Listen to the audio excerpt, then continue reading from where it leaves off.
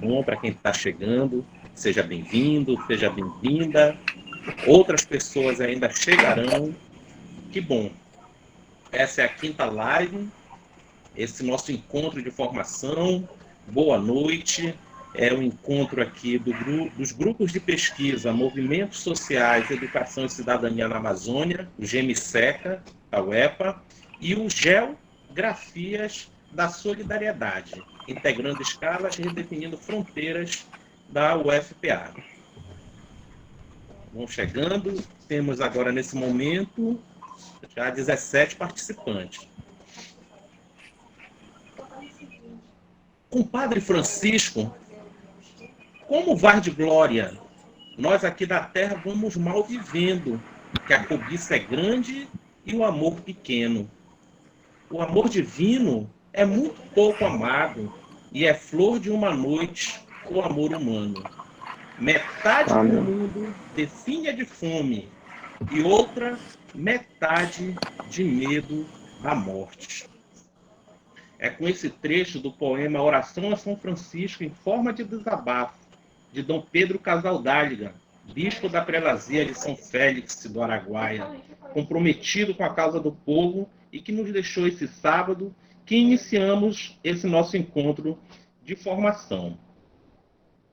O que faremos aqui? Dialogaremos sobre o tema pandemia e sociedade, quarentena, classes e mudanças sociais. O nosso fio condutor desse encontro é a obra que está disponível na internet, Quarentena, Reflexões sobre a Pandemia e Depois, de Anjuli Tortes, que é auditora fiscal, né, da CGU, e Hugo Melo Filho, que é juiz de trabalho e também é professor universitário da Universidade Federal de Pernambuco. Essa obra está disponível na internet graças ao projeto editorial da Praxis. Como faremos? Nós temos aqui 5 expositores que vão compartilhar conosco, dialogar conosco sobre 5 artigos presentes nesta obra. Temos aqui o texto 1, que é Compromisso em Samara, de Slavoj Zizek, com Jorge Salles, que é graduando em Geografia na UFPA. O texto 2, que é sobre a Covid, texto de Valdete Souto Severo, vai ser compartilhado com Rubem Val Costa, que é graduado e mestre em Ciências da Religião pela UEPA. O texto 3, de Vladimir Safatri, que é o texto Bem-vindo ao Estado Suicidário, vai ser um texto compartilhado pelo Tadeu Ataíde, que é graduando em Ciências Sociais na UEPA. O texto 4, de Wilson Ramos Filho, Meteorum, vai ser compartilhado por Fabrício Moraes, que é graduado em Ciências Sociais e mestrando em Sociologia e Antropologia pela UFPA. E o texto 5, de Wilton Cardoso, Crise é Oportunidade, vai ser compartilhado por João Paulo, que é graduado em Ciências Sociais pela UEPA. Ao final das exposições, faremos aqui nossa ciranda de perguntas, contribuições. Então, quem está aí nos acompanhando, escreva aí suas considerações no chat e também se prepare ao final, registre aí seu questionamento, a sua contribuição. Temos aqui uma equipe muito massa, Gabriela, Jéssica e Augusto. Essa equipe vai estar acompanhando as mensagens no chat. Olá, e faz parte aqui da equipe também de mediação deste debate. Alguns informes aqui iniciais. Próximo ao final do nosso encontro, vai ser disponibilizado no chat um formulário para o preenchimento de presença, porque esse nosso encontro, esse nosso seminário garante certificação para os participantes. Por favor, enquanto o colega estiver falando, mantenha seu microfone fechado, tá ok? E assim abriremos no momento de debate. Vamos lá, então, agora, passando a palavra para o primeiro expositor da noite do texto, O Compromisso em Samara, do filósofo Slavoj Zizek, com Jorge Salles. Jorge, a palavra está com você. Obrigado, Tony. Bom, como o Tom já falou, né, o Slavoj, desculpa, tá, de Zizek, ele é um filósofo esloveno, né, nascido na antiga Iugoslávia. Ele é professor do Instituto de Sociologia e Filosofia da Universidade de Nova York, ou de Londres, desculpa. Só dar uma parada um pouquinho, às vezes, né, que eu estou autorizando a entrada aqui do pessoal, tá? Da Universidade de Londres, ele trabalha muito com os temas de filosofia continental, teoria política, estudos culturais, psicanálise, crítica ao cinema, marxismo, hegelianismo e teologia, né? A gente vai perceber muito nos textos deles essas heranças, né? Principalmente do cinema, marxismo também e do hegelianismo. E muito da psicanálise também. Ele doutorou-se em filosofia na cidade, né? Ele estudou psicanálise em Paris, e ele é conhecido também pelo seu uso do Lacan, né, nos seus estudos, como uma leitura de uma nova cultura popular para a sociedade. E muito ligado ao cinema, muito com os autores também como Alfred Hitchcock, né, que a gente vai acompanhar aqui nos textos dele, cita muito. Uma curiosidade apenas é que em 1990, o Zizek ele se candidatou à presidência da República da Eslovênia. Né? Acho muito interessante isso. E em 2014, ele recebeu a medalha de honra da Faculdade de Belas Artes da Universidade de Porto, Portugal. Tá? O texto que vou tratar agora, ele fala o compromisso em Samara, né? O novo uso para algumas piadas antigas. Ele usa muito dessas histórias, desses contos, para problematizar e criticar os tempos atuais, né? Ele inicia fazendo uma alusão, né, do anterior texto que ele escreveu, quando ele vai falar muito da psicologia, né, muito pautado também em Lacan, quando ele conta uma história entre um psiquiatra e um homem, né, onde o psiquiatra tenta convencer o homem do que ele não é semente, que uma galinha não vai comer ele, né, e depois de muita insistência, ele é convencido do que ele é um homem, não uma semente. Aí, depois de ele ter ido embora, ele volta correndo, angustiado, né? E o psiquiatra vai indagar ele, né? Porque ele voltou se ele já está convencido que ele é um homem, não uma semente. Aí ele vai e volta para o psicólogo e fala: eu sei que eu sou um homem, mas a galinha não sabe que eu sou um homem. Aí ele começa fazendo referência a esse conto, justamente para falar sobre as ideologias, né, em torno do vírus. Que nesse caso, como ele vai colocar o vírus não como um inimigo ativo, né, contra a gente, que ele normalmente ele só faz o que a natureza ordena, que é justamente se reproduzir, né, através de um automatismo cego. E justamente essa interseção com a natureza que esse vírus vai se encontrar com a gente, né? Ele também fala do vírus digital, o vírus da sua origem animal e o vírus social, né? Criticando também muito o desenvolvimento do capitalismo. E a partir desse momento que eles se cruzam, né? Lembrando que todos fazem parte da natureza, mas eles fazem parte de nichos diferentes, né? De habitats diferentes. E a partir do momento que esses habitats se encontram, você tem essa coexistência, né? E como já diz a teoria da evolução, né? Os mais hábeis continuam vivos.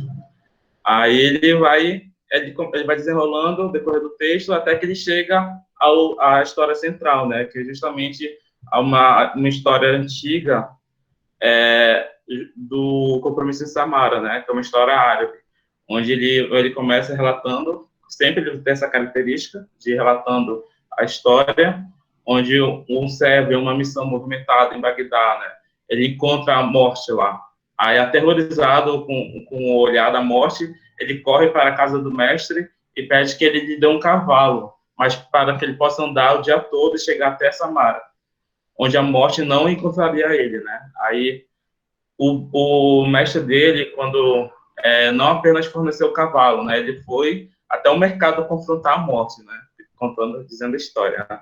E repreendendo a morte, né? Aí a morte responde, abre aspas, mas eu não queria assustar seu servo, fiquei apenas surpresa com o que ele estava fazendo aqui, quando eu tenho um compromisso em Samara hoje à noite, né?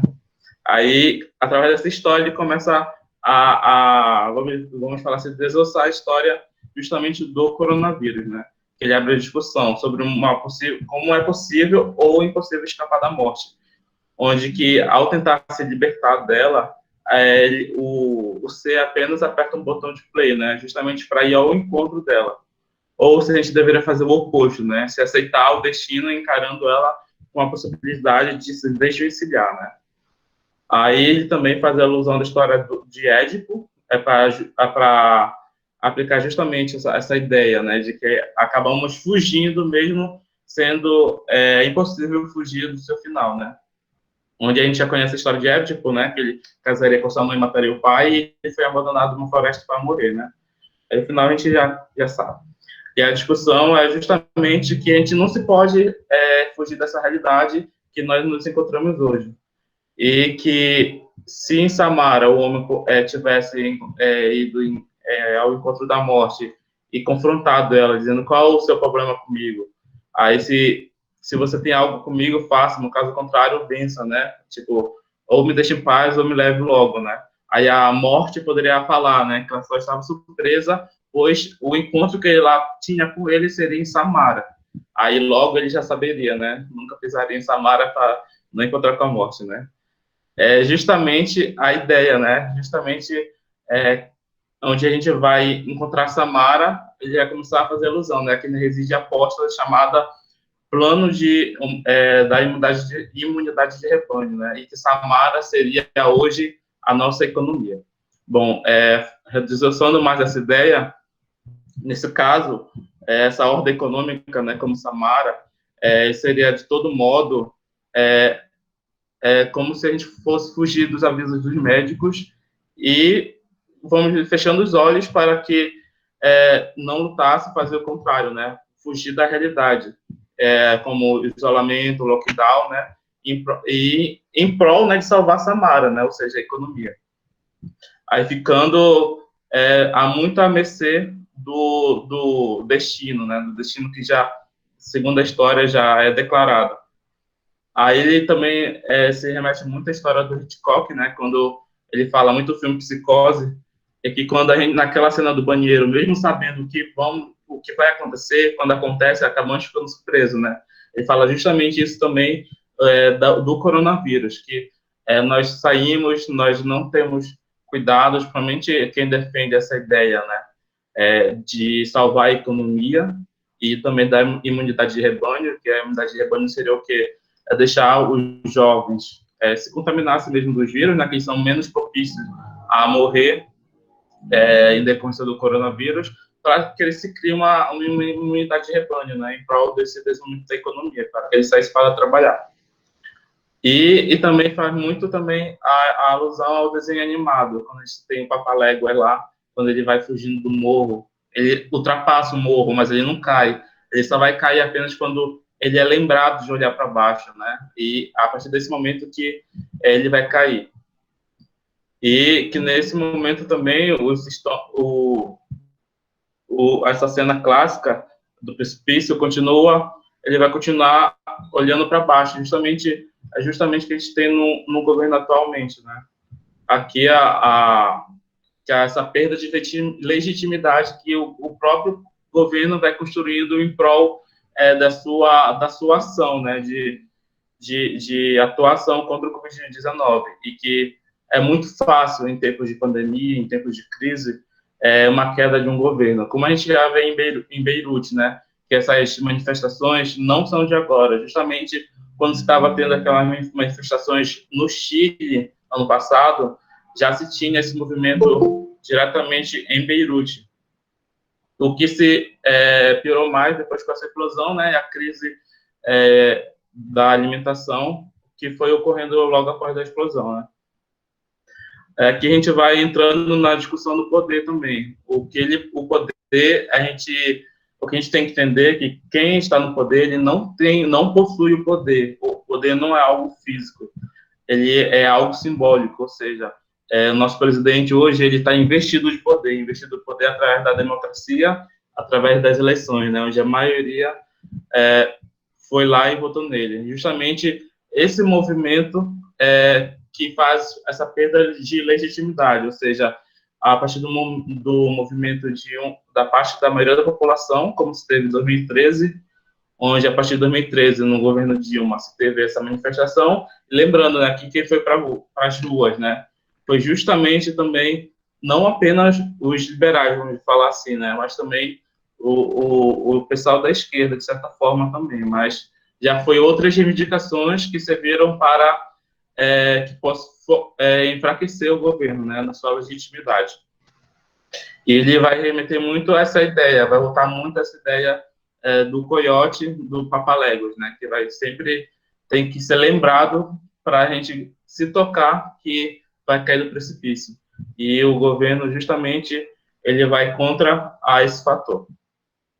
Bom, e o resultado mais provável da pandemia é que o novo capitalismo, né, bárbaro, que ele é aquele capitalismo apenas onde se dá a reprodução do capital, justamente em prol de poucas pessoas, como nós podemos perceber nos estudos atuais, onde as pessoas mais ricas do Brasil e do mundo dobraram sua riqueza na pandemia, enquanto as pessoas têm que fazer a escolha, né, entre a vida, entre o emprego, entre comer ou viver, ou tentar a sorte, né, de comer e viver. A gente não é direito básico que o Estado não está garantido para a população, né? Foi justamente toda a crítica que a gente tem também à imprensa, né, que ela tende muito só para um lado em determinada época, na edição que eu achei muito especial do Jornal Nacional do sábado, né, que é justamente quando ele fala do dever do Estado, né, da função do Estado, que a partir do momento que o Estado vai perder a sua função principal, né, que é gerir em prol de uma qualidade de vida de uma sociedade como um todo, não apenas para uma pequena porção da sociedade, vamos dizer assim, né, para os mais ricos, para a economia ser sustentada, ele vai perder esse direito, né, que ele tem de governar, ou seja, ele já não está governando, ele gastou apenas um pouquinho mais da metade do que foi designado, né, para ser gasto em saúde, e parte desse gasto de saúde foi justamente para o auxílio emergencial. Esse auxílio emergencial que nem deveria ter sido designado, né, para essa parte que foi designada para o gasto em saúde. Ou seja, a partir do momento que ele nega a saúde, nega a educação, que saiu um estudo recente também que o governo não está tomando as devidas medidas cabíveis, né, para a inclusão de todos nesse ensino remoto, que ele só exige que tenha um ensino remoto, mas também não dá condições para que se possa haver essa aderência. E ao contrário também, né, justamente é isso, né, perfil de um governo autoritário, fascista, o que se reduz, né, ao governo liberal, de que se desmonta a educação, porque a partir do momento que a gente só tem acesso, não tem mais acesso ao ensino superior, apenas ao ensino técnico, que o nome já diz, né? Aquele ensino tecnicista que nos leva apenas a reproduzir ações, né? Reproduzir técnicas e não dispensar, para não ter um pensamento crítico, é justamente essa função que se tem, né? Nessa reprodução desse poder autoritário liberal, que se dá muito hoje na figura do Bolsonaro, do Trump e também de Israel, tá? E muito voltando à ideia do capitalismo bárbaro, né, que está prevalecendo, muitos idosos e fracos também vão ser sacrificados e como já foram sacrificados, deixando para morrer, né? Ou seja, os trabalhadores terão que aceitar um padrão de vida muito mais baixo do normal, onde o controle digital das nossas vidas vai continuar sendo uma característica permanente. A gente sempre ligado às mídias digitais. As distinções de classe se tornarão muito mais do que agora, que é uma questão de vida ou morte. Antes do governo Lula, essa era muito mais acentuada essa diferença social, né? E o governo Lula se consolidou, a característica do governo é justamente a diminuição, né, dessa diferença espacial e econômica entre os mais pobres e os mais ricos, né, que a gente ainda divide, né? Tem a classe média, bota o meio, né, que a classe média se vê como rico, mas na verdade quando o rico vai lá, pensa a classe média e pensa como também reducionismo, né, como uma classe D e E. É justamente a questão de raça também, a questão de raça, o sul-sudeste se vê como branco, né, e o norte como índio e o nordeste como negros, como pretos, né, ou como mulatos, todas essas derivações também. Mas se ele for para os Estados Unidos, para a Europa, ele vai os Estados Unidos e a Europa vão ver o sulista também e o sul-sudeste também como não brancos, né? Eles falam muito latinos, vocês são latinos, né? Que é justamente essa derivação do moreno também, que fala, você é moreno, mas não existe essa cor morena, né? É justamente esse jogo, né, de conceitos e palavras que você vai criando um novo normal,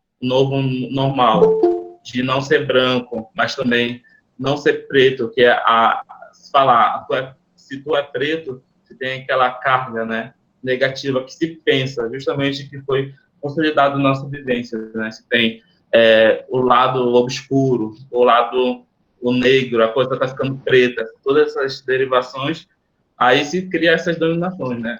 Você é moreno, você é pardo, né? É justamente pardo é esse branco queimado, né? Meio branco, meio queimado. E para fora nós somos latinos, não é isso? E justamente também nessa carga social, que agora se tem essa discrepância social enorme, enquanto um governo, né, que só pensa, quando ele falava que o governo ia governar para a família, mas ele não falou que seria para a família dele e para a família dos amigos dele, né?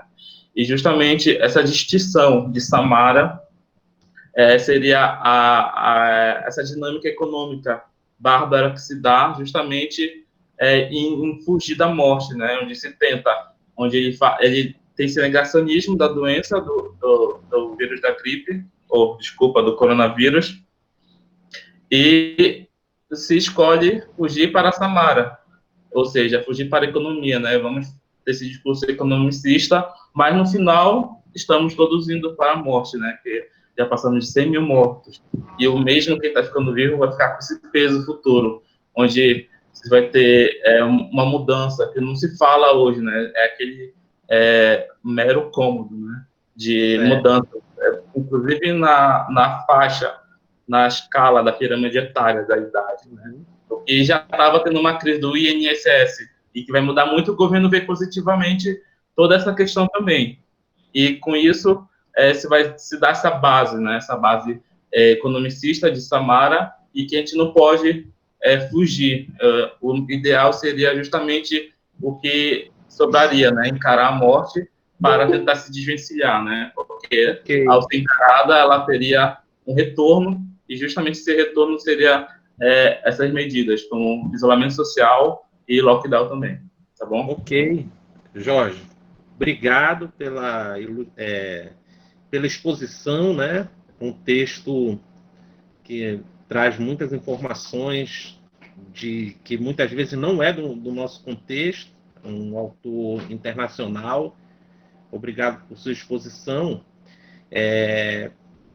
Continuando aqui, a gente já convida o Rubenval Costa, que é graduado, é mestre em Ciências da Religião na UEPA, para debater, apresentar o próximo texto, que é sobre a Covid-19 e as novas escolhas, textos de Valdete Souto Severo.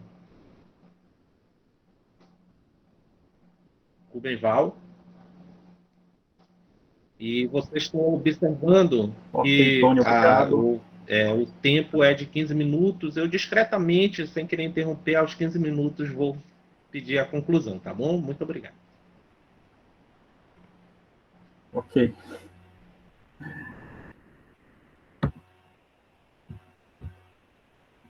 Pessoal, o texto que venho partilhar com vocês é da Valdete Souto Severo, sobre a Covid-19 e as nossas escolhas.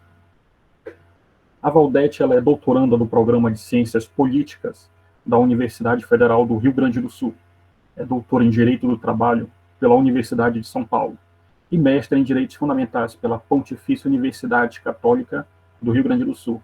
É juíza do trabalho, presidente das associações de juízes para a Democracia, diretora e professora da Fundação da Escola de Magistratura do Trabalho do Rio Grande do Sul.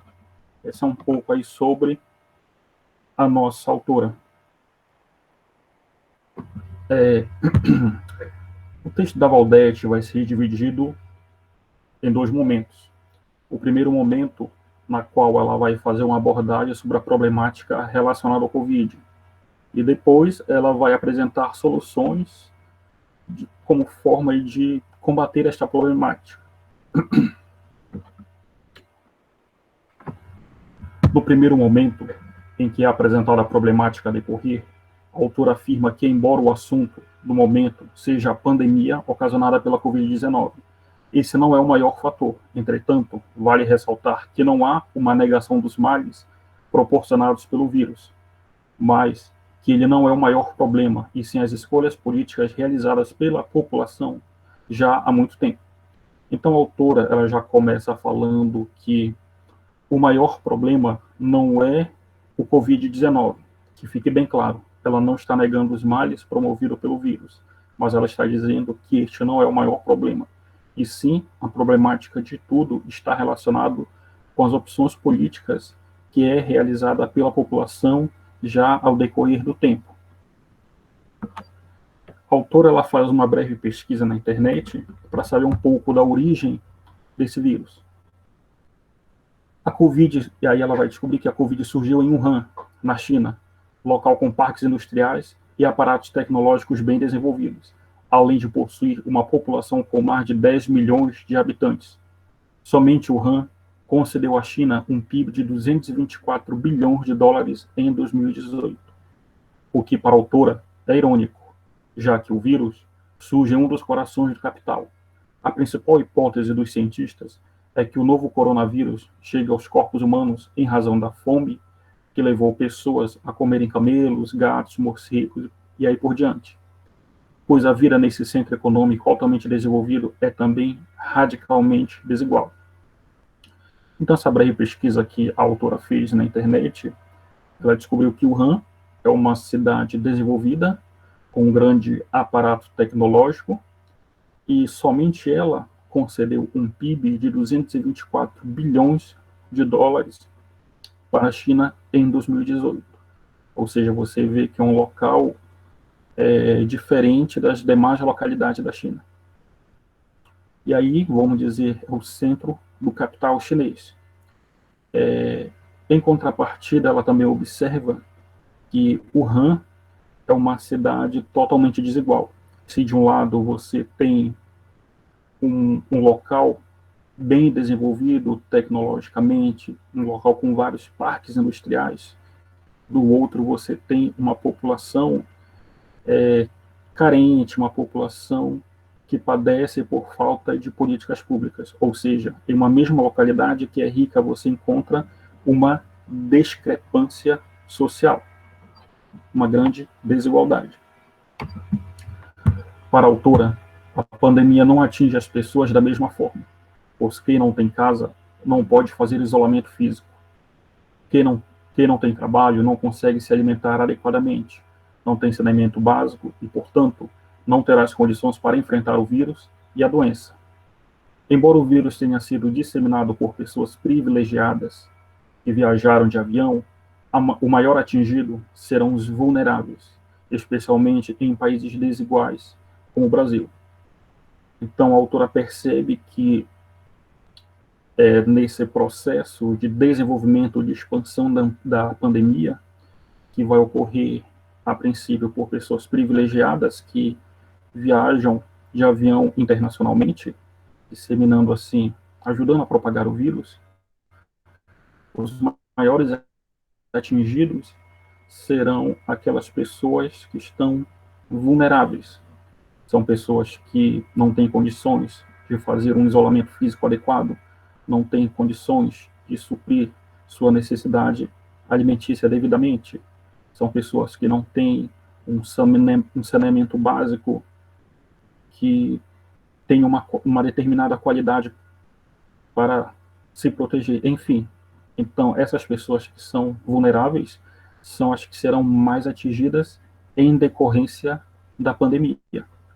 Por isso, a lógica da autora, que o vírus não atingirá todos da mesma forma. Valdete afirma que, diante de tantas constatações, cada vez mais visíveis e irrecusáveis, a Covid-19 deveria nos impedir de seguir fingindo que a desigualdade social é uma fatalidade, em relação à qual não temos responsabilidade alguma. Porque a miséria é algo natural e simplesmente existe no mundo, ou ainda que a riqueza decorre do mérito individual, que torna aceitável o fato de que algumas poucas pessoas contem com respiradores próprios ou helicópteros que garantam rápido atendimento em caso de contaminação, enquanto a imensa maioria está em situação de absoluto desamparo. No entanto, continua-se convivendo tranquilamente com o fato de que, no Brasil, ainda há milhões de pessoas morando em favelas, nas ruas, ou ainda com crianças com subnutrição, sem os devidos cuidados de saneamento básico. Tudo isso ocorre em decorrência de opções políticas tomadas pela própria população. Pois bem, pessoal, a Valdete, ela nos alerta aqui, ela nos chama a atenção para um fato que está perceptível aos nossos olhos, mas muitos de nós não queremos enxergar, que são casos das problemáticas sociais. Achamos, às vezes, que a miséria é algo natural, que os problemas sociais, a questão da desigualdade, não é algo da nossa responsabilidade. E é aí que está, ela vem chamar a atenção para isso, para que possamos voltar o nosso olhar para essas problemáticas, porque isso, de certa forma, não é natural. Mas todos esses problemas de cunho social que promovem a desigualdade são frutos de escolhas políticas tomadas pela própria população ao decorrer do tempo.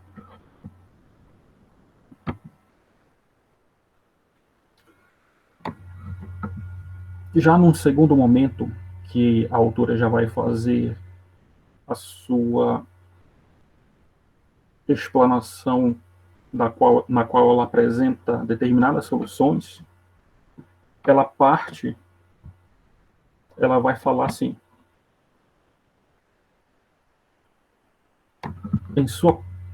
como forma de combater os males que convergiram para o surgimento da Covid-19, é necessário utilizar o capital acumulado nas mãos de poucos e dos governos na proteção de excluídos historicamente, além de apostar na melhor distribuição de renda e na reforma agrária.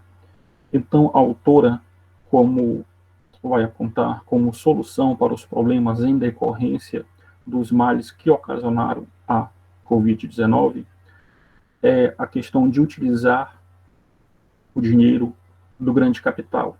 Haja vista que existe uma parcela da população, uma parcela pequena, em que essa parcela concentra um grande capital. Então, na visão da autora, era necessário utilizar esse dinheiro, este grande capital, e promover também uma distribuição de renda a partir deste.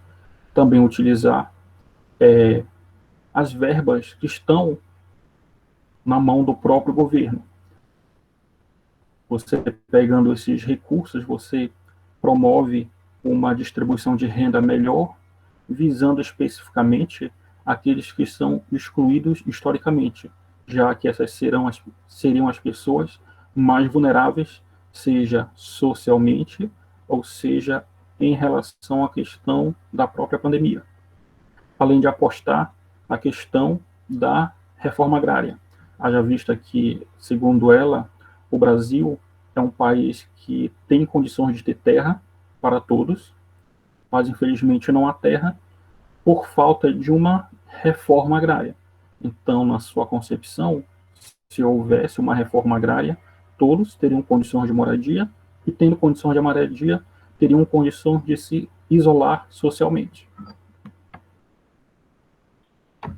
Há também como alterar o modo de distribuição dos recursos públicos.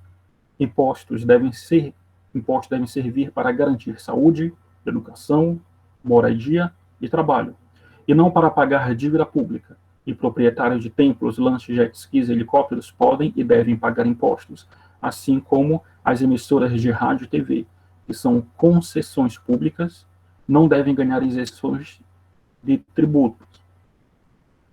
Outra questão aqui, de solução, na qual também ela nos chama a atenção, é a questão das chamadas isenções tributárias.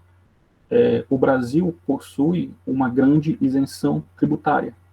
E aí muitas dessas pessoas isentas fazem parte deste assim chamado grande capital. São grandes empresários, grandes empresas, e também ela vai apontar, né, a questão dos proprietários de templos, de lanchas, jet skis, helicópteros, enfim, que devem pagar esses tributos. E vale ressaltar que muitos desses não pagam, são isentos, como, por exemplo, a questão dos próprios templos religiosos. Segundo o Tribunal de Contas da União, em 2016, as renúncias fiscais somaram 354,7 bilhões em 2015. O INSS deixou de arrecadar pelo menos 30,4 bilhões em razão da sonegação e inadimplência. Então, veja, esse dado que a autora nos apresenta, nós observamos que essa grande quantidade de dinheiro sonegado ou de inadimplência poderia ser muito bem investida em questão de saúde, educação, moradia, trabalho, enfim. Ou seja, seria um grande benefício para a sociedade, especialmente para os vulneráveis. E aí ela levanta aqui um grande questionamento. Se não há saneamento básico, alimentação adequada, moradia decente, se não há trabalho seguro com salário digno, se não há investimento em ciência, saúde e educação, como enfrentar uma pandemia? E aí também essa indignação da própria autora leva também a refletirmos sobre algumas atitudes do próprio governo vigente, já que, por meio dos veículos midiáticos, nós observamos que há uma certa negligência por parte do governo, em que é como se houvesse uma falta de credibilidade na própria ciência, apresentando alguns mecanismos não científicos como forma de contribuir no combate do coronavírus.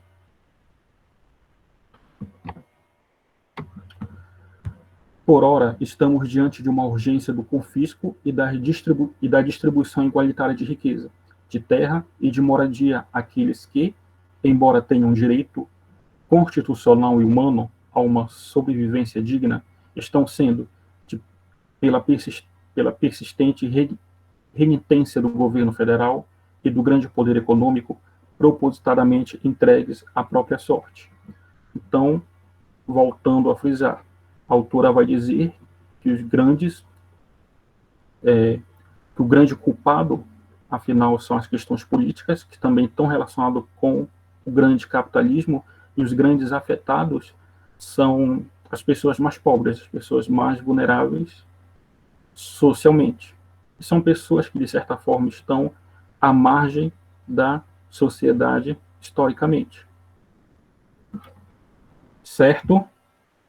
Bem, pessoal, então aqui eu finalizo a minha fala e passo a contribuição para o próximo autor.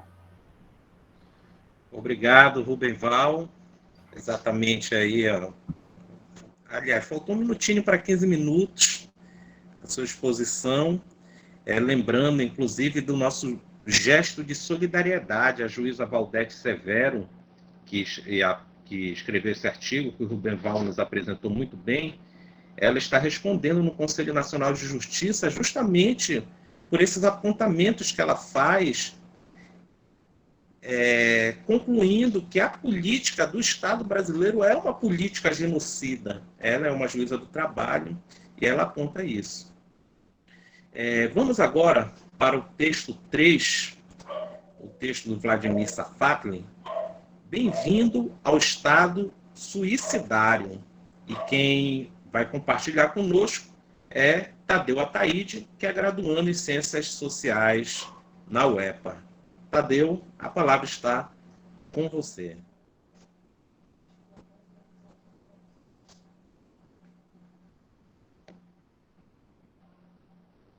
Alô, Tadeu? Está organizando, está arrumando? Dou-lhe uma, dou-lhe duas, dou-lhe três. Enquanto o Tadeu vai se organizando para entrar na live, a gente pode convidar quem vai compartilhar com a gente o quarto texto. Fabrício Moraes está presente? Oi. Tadeu? Oi. Legal. Ok. Voltando aqui ao texto 3, bem-vindo ao estado suicidário do Vladimir Safatli. Tadeu Ataíde, a palavra está com você. Ok, obrigado. Como já o colega falou, acabou de falar, né? Me chamo Tadeu Ataíde, estou graduando agora. Por conta da pandemia já deveria ter concluído, mas enfim, né? Coisas inesperadas que também ocorrem. Mas agora, aproveitando a ocasião, né, para falar um pouquinho, né, do texto do Vladimir Safatli, né, que é o Bem-vindo ao Estado Suicidário, né, mas antes disso eu gostaria de apresentar um pouquinho do autor, né, para vocês. Vladimir Safatli, que é professor livre docente do Departamento de Filosofia da Universidade de São Paulo, professor convidado das universidades de Paris 7, Paris 8, Toulouse, acho que é Louvain e Stellenbosch. Ele também é coordenador do Laboratório de Pesquisa em Teoria Social, Filosofia e Psicanálise na USP. Bom, o texto, né, Bem-vindo ao Estado Suicidário, de início já nos traz diversas indagações sobre esse estado que gera tal suicídio, né, aos seus membros, a todos aqueles que participam desse estado efetivamente. Então, como assim, de que forma suicidário, né? O que acontece, então, nesse estado suicidário para o autor trazer essa nomenclatura para tentar apontar a atual conjuntura do Estado brasileiro, né? Então, ele faz alguns apontamentos, né, sobre esse estado suicidário. Bom, no começo do texto, né, eu trago aqui um recorte, aqui uma breve citação do texto, onde ele começa, né, dizendo o seguinte: você, seu corpo, sua morte são parte de um experimento de tecnologia social. Ou seja, ele coloca a sociedade dentro de um padrão utilizado, que é orientado por diversos mecanismos pautados pelos interesses, né, de uma certa oligarquia. Então, ele faz esse apanhado e nos remete a essa reflexão, né, de nós mesmos tentarmos nos entender enquanto indivíduos dentro desse Estado, né? Afinal, quem somos nós? Onde está, de fato, a nossa autonomia? Que liberdade nós temos e que tipo de atenção, efetivamente, o Estado tem tido para conosco, né? Então, essa é uma colocação direta do autor, né? Que nos traz diversas indagações, diversas reflexões, importantes até mesmo para que a gente possa se entender enquanto indivíduo nesse nosso Estado brasileiro, né? Nesse dito Brasil, até então. Então, ele, ao decorrer do texto, né, ele vem fazer uma análise anterior, também a esse estado suicidário, que seria o estado necrosado, né? Ou seja, aquele estado que está apodrecido, que está incapacitado, que está inerte e que não consegue executar efetivamente as suas funções para que a sociedade em si possa ser atendida, né? E o bem-estar social possa ser elevado efetivamente a um nível de realidade, né? Então ele coloca ele faz, na verdade, essa citação no texto sobre esse estado necrosado e continua, né, dizendo que, na verdade, esse estado agora suicidário, no qual ele vem falar, é um estado, na verdade, mais avançado, né, mais avançado do neoliberalismo, né, neoliberalismo, e aí o Brasil também sofre, né, com esse processo da ação neoliberal de governo, de Estado, de política, né, muito por conta também da globalização.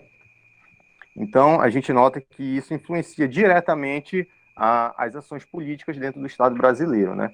Então, esse neoliberalismo, né, na verdade, é o que está por trás da cortina de toda a conjuntura atual, né, do Estado brasileiro. Na verdade, essas ações, essas tentativas de implementação das formas de ações do neoliberalismo que tem induzido os agentes soberanos do nosso Estado a atuarem dessa forma que vemos tão nefasto, né, e que tem tirado efetivamente a vida de tanta gente. Então, esse é um ponto muito importante que ele traz no texto, ressaltando a influência do neoliberalismo sobre os estados, né? E aí a gente pode levar em consideração não só apenas o Estado brasileiro, mas esse é o principal objetivo do neoliberalismo, né? Enfraquecer o Estado ao máximo possível, possibilitando a partir daí a implementação de novas formas de política, né? De uma nova legislação. E daí a gente pode contextualizar trazendo aí as diversas reformas que têm acontecido no nosso Estado, né? Reforma na educação, reforma trabalhista, reforma previdenciária, que na verdade nada mais é do que o enfraquecimento do Estado, né, frente à sua sociedade, nada mais é do que enfraquecimento da população frente às relações de trabalho. E deixa eu dar uma revisada aqui nos pontos importantes, né? E aí ele volta também e diz que o necroestado desenvolveu uma grande habilidade, né, ao longo do tempo, que é justamente o fazer desaparecer os corpos. O que ele quer dizer com isso, com corpos? Fazer desaparecer corpos. É claramente dizer fazer desaparecer histórias, pessoas, insurreições. A nossa história, a nossa vida, a nossa luta. Esse é o grande papel do Estado, do necroestado, né? Esse foi o grande achado que o Estado, dominado por oligarquias, encontrou para se manter e gerir o Estado em detrimento de seus interesses particulares. Bom, qual o objetivo de tudo isso? O objetivo, como ele aponta no texto, o principal objetivo é justamente o econômico.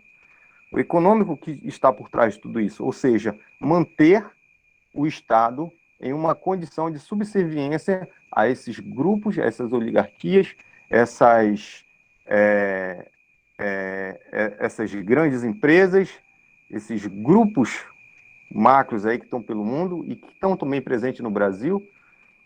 Então, esse é de fato o grande objetivo, né? É manter o neoliberalismo em expansão dentro da América Latina, e o Brasil tem se colocado como sempre foi, na verdade, um local de grande potencialidade. Então, essa é a grande sacada do neoliberalismo, né? E a partir daí a gente vê que começa a entender que tudo que tem acontecido dentro do nosso Estado, né, não é como ele coloca aqui no início do texto aqui. Deixa eu colocar para vocês aqui. Nada é improviso. Nada é improviso ou de voluntarismo, ou seja, nada é por acaso. É uma citação que eu trago aqui, né, do texto do Sattler.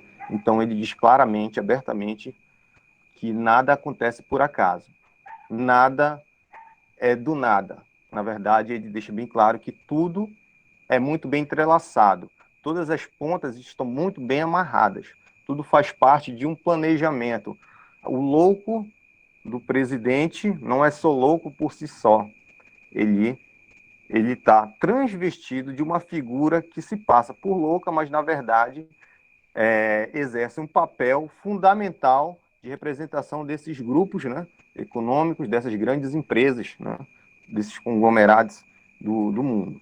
Então, Jair Messias Bolsonaro é um cara que está muito, pelo menos eu tenho essa visão, né, particular, acho que muito próxima do autor também, que as coisas não são bem assim tão infundadas. Na verdade, elas têm de fato um grande sentido dentro do Estado brasileiro, né? E essas reformas são, acho que um exemplo muito claro, né? Muito explícito do que realmente tem acontecido, porque vejamos que, por exemplo, as relações de trabalho foram totalmente quase que completamente destruídas com essa nova legislação. Okay? Enfraquecendo o poder do operário, do trabalhador, de lutar ou de ter em sua vida direitos, né? Ou seja, direitos é uma coisa que não há, porque o Estado precisa ter sido enfraquecido para que a sociedade não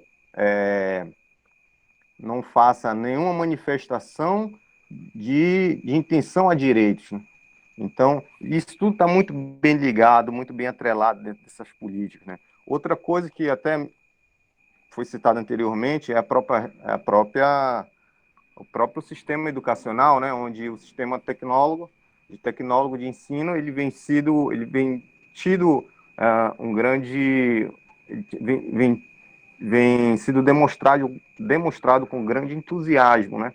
Justamente porque o sistema de ensino tecnólogo também propicia essa expansão do neoliberalismo, né? Então, a reforma da questão também relativa à aposentadoria, com reforma sobre, esqueci agora, perdão, mas relativo à aposentadoria mesmo, a questão previdenciária, ela é algo que também é necessário para que o sistema neoliberal se implante, se enraize e apareça através de um discurso muito bem armado como algo fundamental, porque o Estado já não dá mais conta de arcar com as suas responsabilidades. O Estado se demonstra incapaz de agir diante da sua sociedade. Ou seja, é uma ação claramente fascista, porque ele expõe o Estado a uma condição de desnecessário. Então, a gente vê aí o flerte com o fascismo direto. Então, isso é uma colocação muito bem feita pelo autor ao longo do texto, né? E aí, outra coisa que ele coloca. Qual é a intencionalidade? Logo no início do texto, desses agentes. É justamente essa, de atrelar todo o sistema de produção econômico a esses grupos específicos.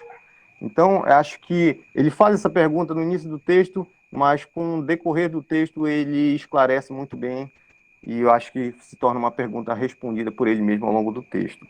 E ele coloca outro ponto, outro questionamento extremamente importante para que a gente possa refletir sobre esse estado suicidário, né? Por que só alguns pagam preço? É uma citação também do texto do Sartre, muito importante. Por que só alguns pagam o preço?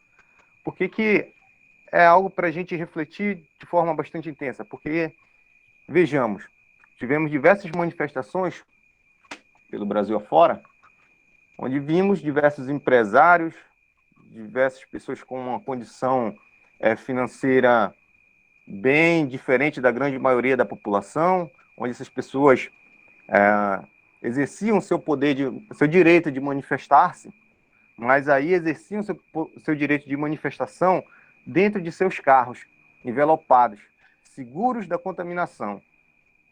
Não é? E aí, qual era o objetivo daquela reivindicação? Que as coisas voltassem ao normal. Mas que normalidade é essa?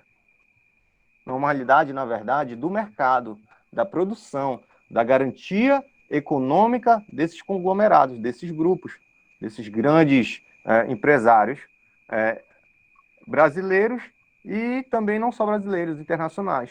Então, a gente começa a entender que as coisas estão ali muito, muito bem amarradas, que os nós não estão soltos, que as pontas se conectam e se relacionam muito bem. Ou seja, tudo aquilo que vem acontecendo está muito bem ligado e planejado. Como o Sartre disse, nada acontece por acaso. Então, quem paga o preço, na verdade, dessa volta, dessa negação ao isolamento social? A grande maioria, o povo que está ali vulnerável por diversos aspectos, né? Não só trabalhista, não só econômico, que tem seus direitos negados, né? Então, eles estão ali na linha de frente. Mas aí, quem paga de fato o preço, né? Quem paga o preço?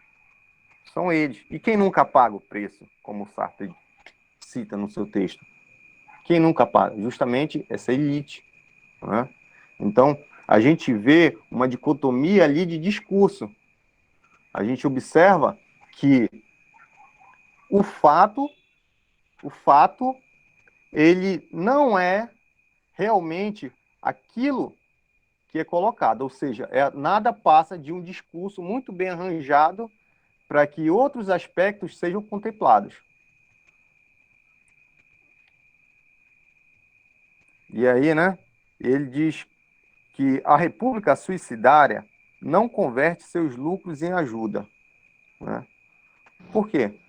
Porque a elite sempre historicamente, é egoísta, o sistema capitalista é assim, funciona dessa maneira, né? Através da exclusão dos direitos, da exclusão da participação ao resultado do trabalho, né, efetivamente. E aí a gente pode citar, né, trazer um pouquinho Marx também para essa reflexão, né, e analisar aquilo que ele chamava de exército de reserva, né? Porque o que é isso? O que é isso dentro desse contexto? Nada mais é do que um grande aparato, um grande número, na verdade, de pessoas, de indivíduos, sendo utilizados como mão de obra, como fluido, né?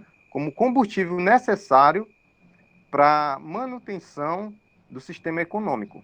Né? Correto. Manutenção do sistema econômico. Certo, Tadeu. Pedi para o Tadeu Finalizou agora meu tempo? concluir. Não pode concluir a exposição, viu? 15 minutos. Certo.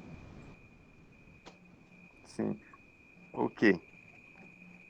Então, ele traz, né, algumas alternativas também, que é a solidariedade genérica, para concluir o texto, a solidariedade genérica onde os indivíduos se compreendem como partes de um todo, né?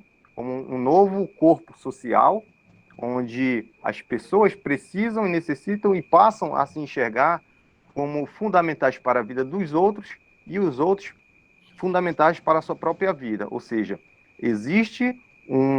passa a se entender a vida de forma mais complexa e mais dependente, influenciando positivamente no contexto da melhora, efetivamente, das condições de vida, né? Outra coisa que ele coloca também seria a suspensão do pagamento da dívida, né? Da dívida pública. Ele coloca também a taxação de grandes fortunas, né? E ele diz que não há insanos, né? Essas serão formas da sociedade, através de reivindicações, manifestações mais eficientes, mais eficazes e um tanto mais agressivas também, como a queima mesmo, literalmente, desses locais, dessas grandes lojas, uma greve geral, total, até que paralise tudo, até que esse governo fascista caia, né? E o povo, ele precisa dessa unificação, exatamente dessa solidariedade genérica para que isso ocorra nesse momento, tá? Muito obrigado. Ok. Obrigado pela exposição, Tadeu, Ataíde. Vocês já vão anotando aí as perguntas, as contribuições. A nossa equipe aí está acompanhando tudo. a Gabriela, a Jéssica, o Augusto. E agora a gente vai partir nessa jornada aí de reflexão sobre o tema para o quarto texto do Wilson Ramos Filho, Meteoro. Interessante esse título, né?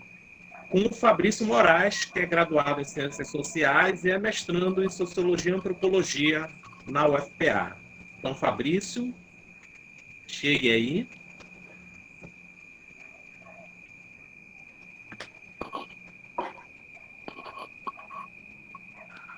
Daniel, eu li aqui o teu comentário no chat. Não é o Meteoro da Paixão, não. Não é Luan Santana. Ah, Fabrício, está nos ouvindo? Dá para me ouvir agora? Fabrício. Agora, Fabrício, a gente estava preocupado com o meteoro, viu? Eu estava preocupado com a chuva que está caindo, se cairia com o meteoro junto aqui, que está chovendo demais aqui. Olha, aqui Paraopebas é tão calor e está tão seco que me deu agora saudade dessa chuva, viu? Eu moro no Jurunas, então está caindo uma chuva muito forte. Então, bem, colega, a palavra está com você, 15 minutos, tá bom? Tá ok, obrigado. Boa noite. Eu fiquei com o texto intitulado Meteoro, né? Bem para causar esse impacto. Do Wilson Ramos Filho. Wilson Ramos Filho, ele é doutor em Direito e ele é professor aposentado da Universidade Federal do Paraná. E ele integra o Instituto de Defesa da Classe Trabalhadora. Nesse texto, o autor, Wilson, ele começa pontuando sobre um projeto de lei que está sendo tramitado pelo senador Anastasia, do PSDB de Minas Gerais. E ele fala que esse projeto de lei ele visa disciplinar as relações do direito privado.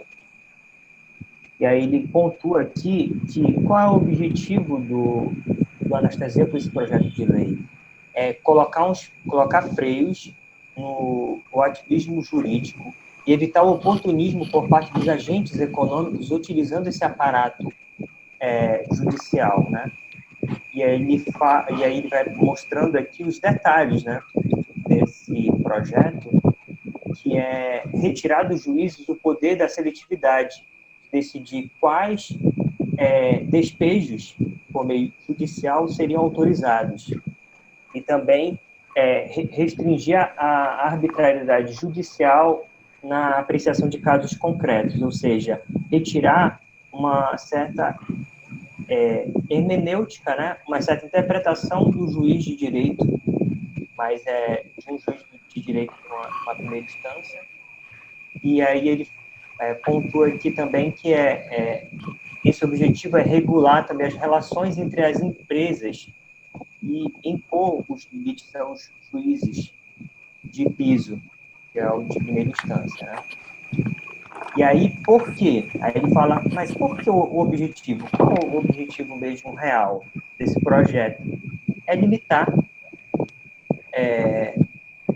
limitar e repudiar o modelo de Moro, de juiz de ser, das relações entre os agentes econômicos, ou seja, entre as empresas, e limitar uma criatividade desses juízes, se utilizando do pressuposto do Moro de judicialização da política, né, e judicialização das relações econômicas, utilizando o aparato judiciário, né?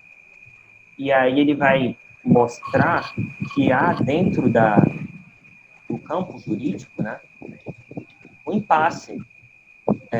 Há duas linhas teóricas que ele vai pontuar, que é o que defende o protagonismo dos juízes nas decisões judiciárias, enquanto que a linha teórica 2, ela defende a limitação da criatividade respeitando os dispositivos constitucionais. Ou seja, o juiz de direito deveria submeter à Constituição. E aí ele vai brincar durante o texto, ele vai brincar durante essas duas linhas teóricas, ele vai brincar de uma forma bem assim, utilizando o nosso contexto do governo, né, bolsonarista, que ele vai falar que a primeira concepção é o damarismo jurídico, que ele vai mostrar que é como se fosse utilizando o nome da Damares, né, que ele vai falar que é o damarismo jurídico, que é o quê? É uma vertente que se baseia no direito positivista, que ele vai, e depois ele vai falar que a segunda linha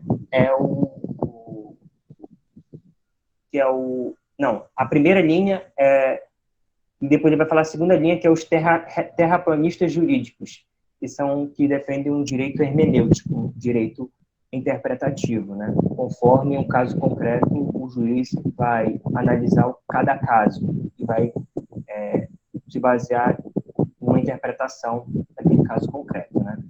E aí eu vou aqui ler uma parte do texto que eu achei bem interessante e vou comentar. Ele fala aqui mesmo: o damarismo jurídico, integrado por aqueles que viram a Constituição na goiabeira e contra todas as evidências empíricas, louvam-na como repositório de esperanças e objeto de idolatria e devoção.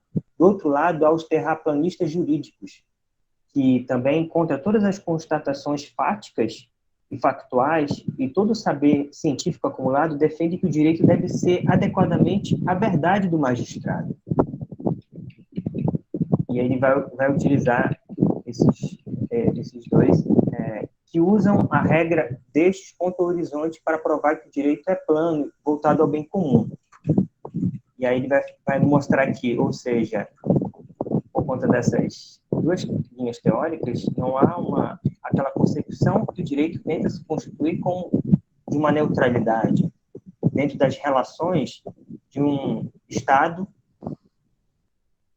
capitalista, né, que visa criar um controle, né, das relações sociais. São relações num Estado capitalista, né? E aí depois ele vai apontando que a realidade objetiva, ela demonstra que o direito, quando rompida a institucionalidade democrática, se apresenta como a essência realmente do que ele é. E o que ele é? Garantidor dos privilégios e repressor das classes populares. E aí eu vou ler uma parte também do texto e também vou comentar, que ele fala que, às vezes, o garantismo e a Constituição são a maneira de salvaguardar os direitos, né? Quando nós estamos dentro de um Estado democrático de direito. E outras vezes a legalidade estrita, ela é prejudicial aos interesses defendidos e nos socorremos do ativismo para postular que se faça justiça no caso concreto. Ou seja, ele mostra que nós devemos ter uma certa restrição quando nós utilizamos a Constituição para salvaguardar certos direitos, mas quando nós estamos dentro de um Estado democrático de direito. E aí ele vai pontuar que, na atual situação em que nós estamos, isso foi diluído, esse Estado democrático de direito, com o pós-golpe jurídico, parlamentar, com a retirada da Dilma, né? E aí ele pontua que ele fala que o objetivo do texto é esboçar uma crítica teórica ao direito e ao Estado capitalista. E ele depois fala que o damarismo jurídico, e aí ele mostra no texto uma imagem, ele tenta demonstrar o damarismo jurídico como uma imagem. Ele fala que o damarismo jurídico é uma imagem como se fosse uma pirâmide, em que os vértices estariam a Constituição e lá no Olimpo estariam os semideuses, que seriam os intérpretes, que seriam o STF, né? Supremo Tribunal Federal. E ele diz, do outro lado, há o terraplanismo jurídico, né? Que é o contrário, é uma pirâmide invertida, em que o funil, né, a parte da sua base, é os marcos normativos em que o juiz de causa vai criar a sua interpretação dos casos, vai criar essa interpretação, essa hermenêutica, né, jurídica, de um caso concreto. E aí depois ele até mostra, ele até comenta, né, no texto, ele fala que ele ficou receoso de utilizar essas duas tipologias aqui do damarismo jurídico e do terraplanismo jurídico, se uma pessoa do campo do direito ia ficar escandalizado da forma como ele utilizou esses jogos de palavras aí, né, de essa tipologia. Ele fala: confesso que fico receoso e com muitas dúvidas em adjetivar essas duas principais vertentes teóricas do direito, por conta de muitos operadores do direito criarem uma moralidade e criarem uma petrificação do direito e da interpretação do direito de uma forma crítica e de uma forma de pontuar esse direito dentro de relações de produção, dentro de um Estado capitalista. Aí ele fala, aí depois ele pontua, ele fala: esqueçam esses mitos, critiquem o direito capitalista e não as decisões. Compreendo que a judicialização da política é uma parte do problema. Vocês estão numa parte, não estão no todo. O todo é o direito capitalista. E a forma como ele é operacionalizado dentro dessas relações sociais, né? E aí depois daqui, eu vou ler uma parte do texto que ele fala assim: não parem de ver a Constituição na goiabeira, ou seja, de uma forma acima, né? Dessa forma que a gente vê a Constituição. Ele pontua aqui: o STF ele já deixou clara a sua posição quando cingiu o que foi feito com a Dilma. E aí ele: parem de depositar esperanças na justiça da aplicação do direito ao caso concreto, que é o direito hermenêutico. Porque aí depois ele vai mostrar que a apropriação do Ministério Público por meio da direita e por meio de operadores do direito que entraram dentro do serviço público e pontuaram a sua posição de direita e de uma extrema-direita.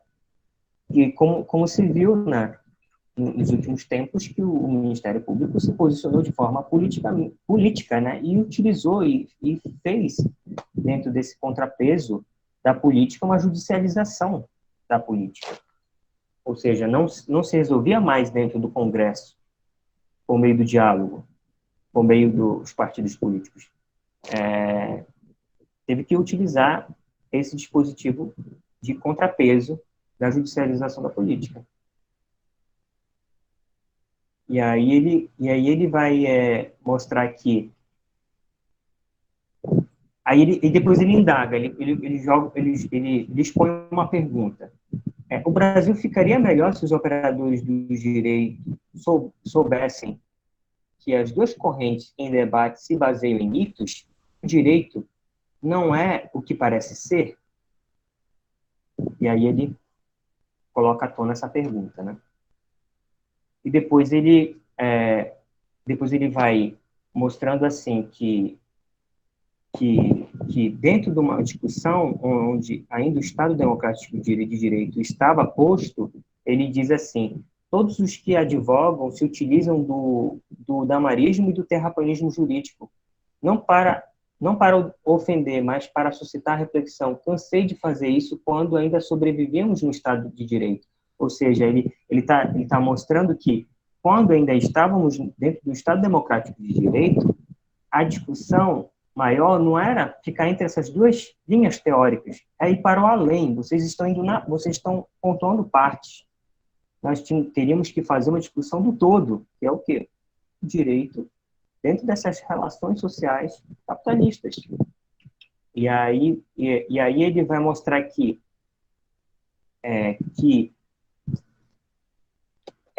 a pandemia, aí que a gente entende o título do texto, que é o meteoro. Ele vai falar: a pandemia pode ser o nosso meteoro. Em duvidoso humor, simulávamos esperar diante de tamanhas aberrações, que era as falas que nós vimos nas redes sociais, né? Vem meteoro, por favor, tipo, acaba o final do mundo. Então era essa forma de as pessoas utilizarem essa forma de brincadeira, né? De tudo está acontecendo esse show de horror, né? Então vem o meteoro para ver se melhora essas situações. E aí ele fala: será que a pandemia não é o nosso meteoro? De tantas aberrações que estão acontecendo nesse momento, e aí ele vai dizer: o meteoro, ele abala, ele faz balançar o capitalismo que conhecíamos nos seus valores e nas suas ideologias em que ele se assenta. Aí ele pontua aqui já para o final do texto, dizendo assim: será que a pandemia seria o nosso meteoro no sentido de nós acirrarmos a crítica de forma radical do capitalismo contra a propriedade privada dos meios de produção e as suas estruturas institucionais que legitimam essas relações de propriedade privada dos meios de produção? Isso é uma indagação dele. Aí ele falou, aí ele afirma: será que não é hora da gente radicalizar a crítica do direito e ao Estado capitalista, abandonando esses mitos do damarismo e do terraplanismo jurídico que nos foram úteis no passado, mas agora eles não garantem direitos nenhum à classe trabalhadora explorada? E aí ele fecha o texto com essa reflexão: será que não é nesse momento de nós criarmos uma crítica radical a esse direito e ao Estado capitalista? E aí ele finaliza o texto. Obrigado, Fabrício, pela exposição bem focada de todos os pontos aí abordados pelo autor. E vi a professora Marise apontando aí no chat que hoje também comemoramos o Dia do Estudante e Dia do Advogado e da Advogada. Então, as felicitações aí para todos e todas. Ato contínuo, nós vamos passar agora para o nosso texto derradeiro e vamos posteriormente abrir para os nossos debates. Convido o João Paulo, que é graduado em Ciências Sociais pela UEPA, para apresentar o texto Crise é Oportunidade, de Wilton Cardoso. João Paulo, por favor, a palavra está com você. Obrigado. Obrigado. Boa noite. Conseguem me ver agora? Ok. Eu estou com um probleminha aqui de conexão com a internet. Aí eu acho que a qualquer momento, se acontecer alguma falha, eu vou ter que trocar.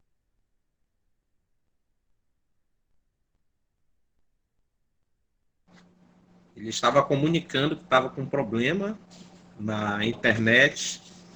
Acredito que ele vai ou trocar de canal. Acabou acontecendo, né? Vocês são rápidos aí no chat, né? Vamos aguardar mais um pouquinho, João Paulo. Dispositivo. Novamente, Ok. Ok. Ok. O seguinte, o texto do Wilton Cardoso vai falar sobre crise. Durante esse momento que nós estamos passando de pandemia, nós estamos enfrentando diversas crises, tanto psicológicas quanto econômicas.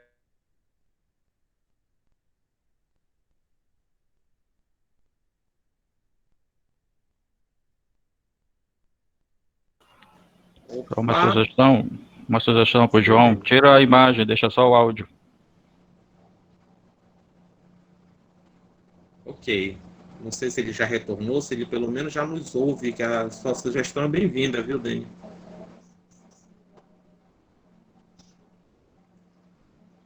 Nós já passamos de mais de 1 hora de apresentação. Todo mundo aí está coçando para querer falar E aí alguma já, coisa, tudo contribuir. certo? E, João, o Dene deu uma ideia de talvez você tirar o áudio, tirar o vídeo e deixar só o áudio. Pode melhorar, viu? Ok, já consegue me ouvir bacana? Sim, sim. Ah, ok. Vamos lá Embora seu continuar. nome tenha Desculpa. mudado, mas Tô tudo com um bem. problema. Eu tô com um problema bem é, chatinho aqui. Mas, enfim, é a respeito de crise. Nós, como estamos passando nesse momento de pandemia, por várias crises, inclusive econômicas, sociais e tudo mais, o autor vai começar o texto falando sobre um exemplo clichê de crise, na qual vamos supor aqui a respeito da nossa estabilidade psicológica, vamos supor aqui que por mais que nós não enfrentamos uma depressão, uma ansiedade e tudo mais, nós, o que nós deveríamos fazer? Ir atrás de profissionais, como psicólogos e tudo mais, para também evitar que no futuro ou que durante os nossos passos da vida nós caímos em falso e acabamos adquirindo um desses problemas psicológicos aí, para remediar depois. Então, da mesma forma, acontece com a economia, com o social também. E é no momento de crise que muitas vezes nós já vamos ir atrás dos remédios, ir atrás de remediar todas as situações que nós estamos passando, de conflitos, enfim, essas situações assim turbulentas. Então, no próximo tópico, ele vai abordar a respeito da crítica dos progressistas aos neoliberais. Os progressistas que ele vai chamar de heterodoxos ou de keynesianos. Por exemplo, os neoliberais, eles já, como muitos deles, dos políticos neoliberais, da nossa elite neoliberal, ela está na parte que o Karl Marx vai chamar de superestrutura. Eles já passam uma ideia de que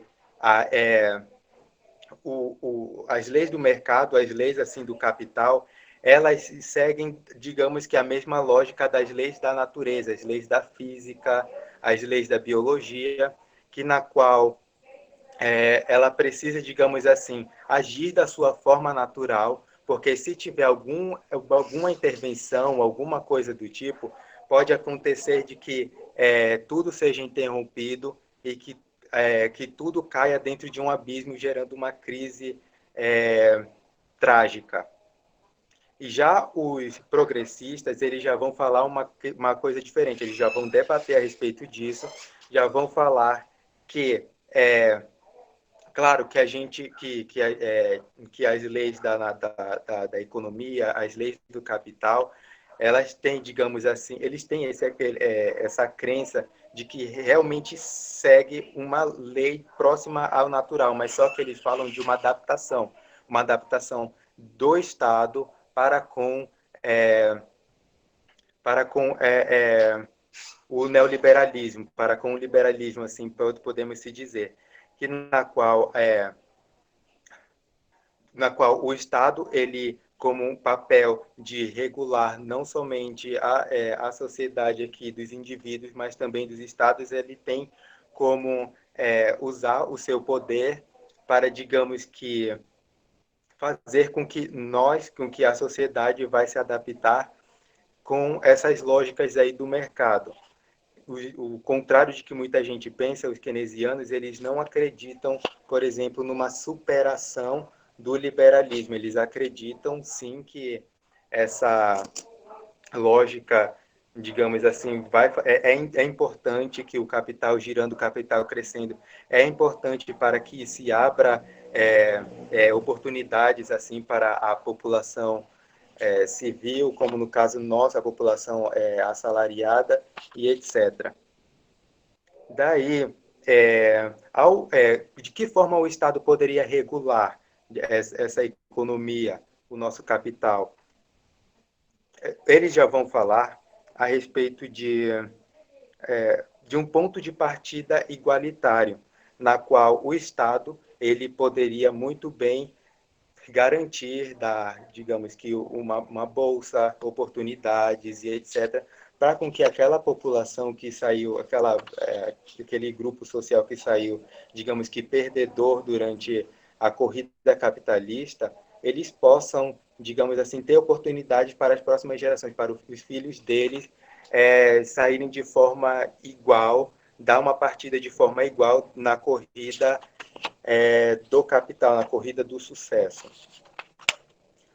Outra coisa que eles vão falar também, os keynesianos, no caso, vai ser a respeito do socorro humanitário para os vulneráveis. Por exemplo, aqui no Brasil, apesar de nós termos o Bolsa Família, o seguro-desemprego e tudo mais, que são para aquela população, que é para aquela população vulnerável, conseguir, digamos assim, ter o mínimo de subsistência, o mínimo de dignidade, de poder comer, de poder alimentar os seus filhos e tudo mais, mas isso não encontramos em todos os países do mundo. Infelizmente, nós temos países, principalmente na África e até mesmo em países desenvolvidos, em que não há esse socorro humanitário para os vulneráveis, conforme o Brasil tem.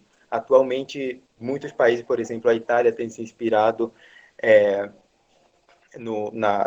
nos benefícios, não, como eu posso dizer, nos programas sociais que o governo brasileiro, das políticas públicas que o governo brasileiro tem oferecido para a população.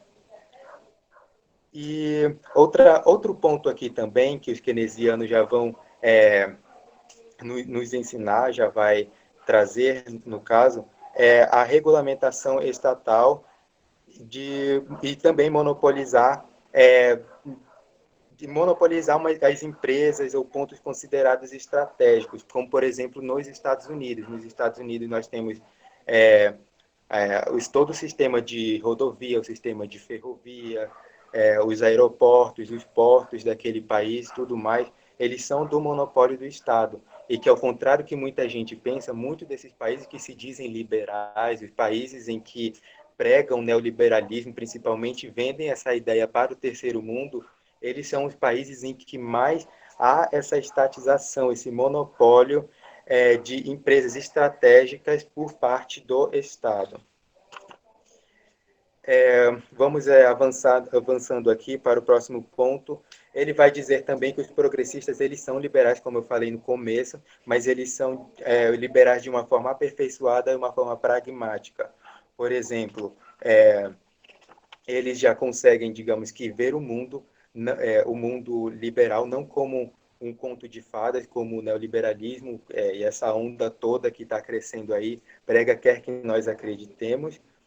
Eles já vão acreditar que distribuir o capital, que a proteção ao meio ambiente, o amparo aos vulneráveis, como eu acabei de citar aqui, vai fazer com que o bem-estar social continue se mantendo, digamos que não em alta, mas ter um desenvolvimento, apesar de que nós vivemos num mundo de um capitalismo selvagem. Eles acreditam que o capitalismo não possa ser, digamos que, superado, essa ideia, essa lógica de capital não vai ser superada, mas tem como se adaptar. E como forma de se adaptar são essas aqui que eu acabei de falar. Ok, outro ponto também que eles vão trazer, no caso, os keynesianos, que o autor está citando aqui, ele vai falar sobre a superprodução e o subconsumo por conta de redução de salários e a substituição humana por máquinas. Por exemplo, em muitos países, aliás, em um país como a China, no caso, que se diz um país que segue a lógica keynesiana e tudo mais, há uma garantia de emprego, há uma garantia de um salário mínimo, mas só que esse emprego e esse salário mínimo está cada vez mais precarizado. O salário mínimo não acompanha, digamos assim, que toda a evolução financeira, a moeda vai se desvalorizando e com isso as pessoas deixam de comprar. Elas, ao invés de comprar o que está sendo super produzido, não, vai comprar apenas aquilo, vai consumir apenas aquilo que é da sua subsistência. Não, obrigado. Então, o autor vai concluir falando sobre as oportunidades pós-capitalistas que nós podemos estar olhando agora nesse momento da pandemia. Por exemplo, quantos de nós aqui já acreditávamos que o mundo tem que continuar trabalhando, as pessoas têm que continuar dando o seu melhor de manhã, de noite, de tarde, de madrugada, mas durante a pandemia nós percebemos uma coisa, que os trabalhos, muitos deles, eles tiveram uma jornada bem reduzida, pessoas que trabalhavam de manhã à tarde, ano passado a trabalhar apenas em um turno, e as produções também, que antes eram em grande escala, assim, que levavam o dia inteiro. A partir desse momento, nós já estamos vendo as produções, digamos que avançando de uma forma bem mais lenta, e mesmo assim nós ainda conseguimos sobreviver, ainda estamos conseguindo sobreviver. Tem países aí, por exemplo, que eles adotaram um outro tipo de medida econômica, se eu não me engano, é o caso da Alemanha, salvo engano, não estou lembrado agora, o Argentina.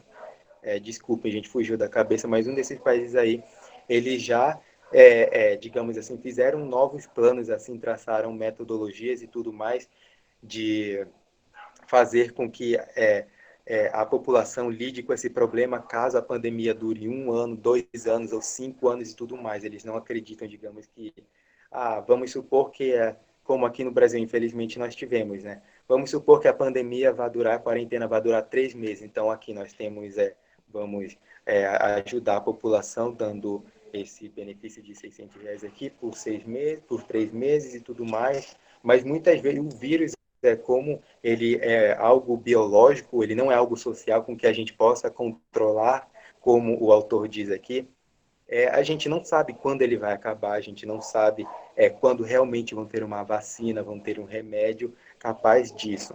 Então, a partir desse momento, ao olhar para essa situação, nós já podemos tirar proveitos disso, de pensar numa oportunidade de uma sociedade pós-capitalista. Vamos aqui. Sim, ele também vai falar sobre a utilização das potencialidades humanas. Por exemplo, agora nesse momento da pandemia, como eu já falei que está tudo parado, ou tudo que trabalhava, tudo que estava acontecendo, estava se avançando durante todo esse período de tempo, agora nós temos as nossas potencialidades sendo usadas, por exemplo, a economia que gerou bilhões ou gerou trilhões, agora já estão sendo investidas em saúde, e também para tentar salvar a economia dessas empresas que estão paradas agora, sendo que há uns anos atrás o discurso era que nós não teríamos dinheiro mais para a saúde, nós não teríamos mais dinheiro para a educação e para as outras políticas sociais, mas agora, nesse momento, já estão aparecendo. Então, essa crise, que é a oportunidade que o autor vai falar, justamente eu penso que o ponto principal aqui do texto é a superação, digamos que desse neoliberalismo que já estava virando moda, que todo mundo estava acreditando que seria a salvação do mundo, tanto que vários políticos estavam sendo eleitos, vieram a ganhar vários seguidores, adeptos, crentes dessa ideologia, mas só que agora nós já estamos vendo como isso é falho. Também as próprias elites, como ele vai falar no texto, que hoje a elite é certo grupo de pessoas, mas como o capital é dinâmico, a economia é dinâmica, essa elite pode deixar de ser elite, ou seja, a elite, ela, digamos que ela pode ter o poder agora de controle, mas a partir de amanhã pode vir outra e assim por diante. Então, daqui eu vou concluir a minha fala. Eu agradeço pela atenção de todos vocês, e é isso. Ok, obrigado, viu, João Paulo? E também agradecendo todos os demais expositores. A gente vai abrir agora para o espaço de debates, de contribuições. A nossa equipe aí, Gabriela, Jéssica, Augusto, separaram algumas perguntas, acredito, ou tem algum texto aí do chat para trazer para a gente. Quem também deseja fazer algum tipo de pergunta de vídeo, de áudio e vídeo também pode fazer. A gente abre esses momentos. Os autores, eles traçaram uma linha que mostra que a pandemia colocou tanto o sistema capitalista quanto a atuação do Estado nas cordas. No entanto, foi tão violenta a pandemia também para a classe trabalhadora que não tinha uma estratégia, não tinha uma alternativa para se colocar no momento de fragilidade, né, do sistema e do Estado, que estava perdido sobre o que fazer. Eu até, a título de demonstração de um acontecimento que dialoga com todos esses textos, e eu coloco aqui como um sexto texto prático, tem o break dos entregadores de aplicativos, que mostram o aguçamento dessas fragilidades da relação do trabalho, da exploração diante de uma pandemia.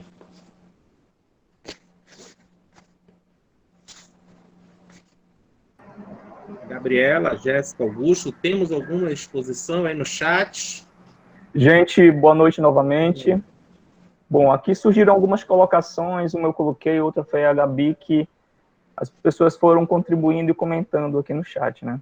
Okay. Então a gente traz para vocês, se vocês quiserem comentar. A primeira colocação foi em relação à forma que a gente consegue enxergar essa postura de agora, nos 45 do segundo tempo, né? O governo federal enfatizar essa responsabilidade dos estados e municípios e essa autonomia, né, que foi dada a eles em relação a esse alto índice de mortalidade pela Covid, né? Ou seja, como a gente consegue perceber se isso é ou não uma jogada do governo federal para tentar tirar, né, a responsabilidade dele e atribuir aos municípios e aos estados, né? Se vocês quiserem comentar depois. A outra colocação foi com relação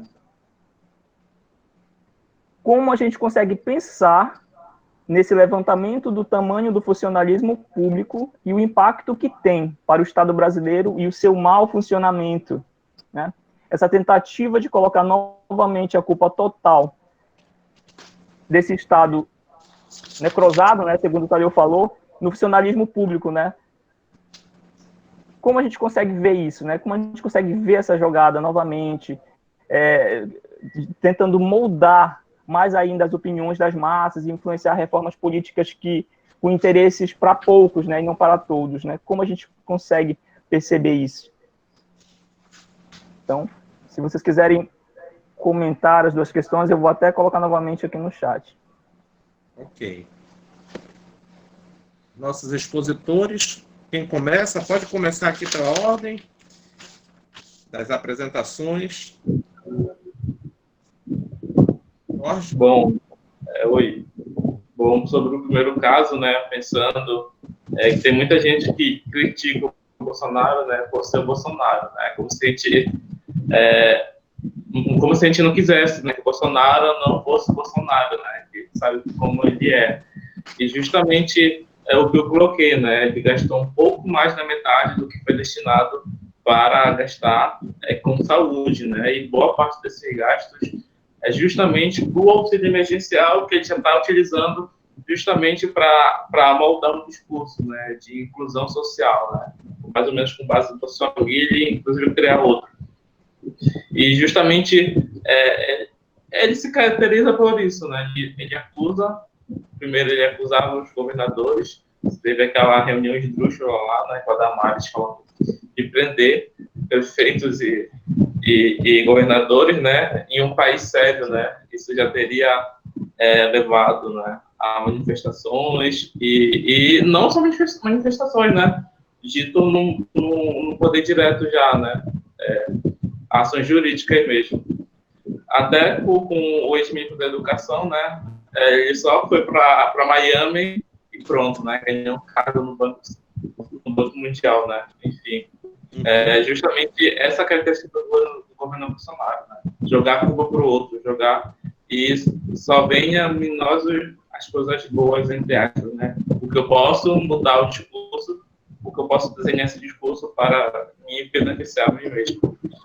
Tanto que tem esse movimento agora, né, de tornar o Moro inelegível, né, por 4 anos, por aí, para que ele não concorra à presidência.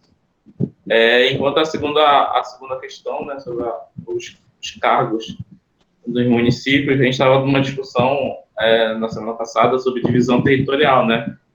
Essa ideia do plebiscito, principalmente no estado do Pará, onde a gente tem essa ideia, né? Até eu, no caso, na época defendia a não divisão, né? Mas agora, pensando criticamente como geógrafo, né, a gente tem um país, vamos dizer, pouco recortado, né, considerando os outros países de dimensão territorial parecida, né? Os Estados Unidos têm 50 estados, né, enquanto nós temos 26 e um Distrito Federal, né, no caso. Mas aí a questão né, falo sobre corrupção e justamente essa questão do funcionalismo público, né? E com a criação de novos estados, seriam novos municípios, daí novas instâncias, os mesmos cargos iam se reproduzir, né? Aí como possibilitar essa viabilidade, né? Justamente fazer uma reforma, não sei como, no funcionalismo público municipal, né? Justamente porque o grupo realmente se gasta demais com o funcionalismo público municipal, essa questão de ser concursado mesmo, né? Uma boa direção, mas no termo municipal mesmo, para que se divida, se tenha um país recortado, né? Que no caso do Pará a gente vê, né? É bem distinto. Pensando no estado todo, né? Temos 2 hidrelétricas aqui e olha a conta de energia como está, né? E pensando no Tapajós, totalmente esquecido, e o Carajás, então, a mesma situação, né? Mas, voltando para esse cargo do funcionalismo público, né? Em 2 vezes, né? Um é um pouco polêmico, né? Que se dá muito nessa ideia, né? De um concurso público te dá segurança, e com isso você acaba não sendo totalmente efetivo, né, no trabalho que você tem a fazer. Isso é bem polêmico mesmo, né, essa discussão. Okay, obrigado, Jorge.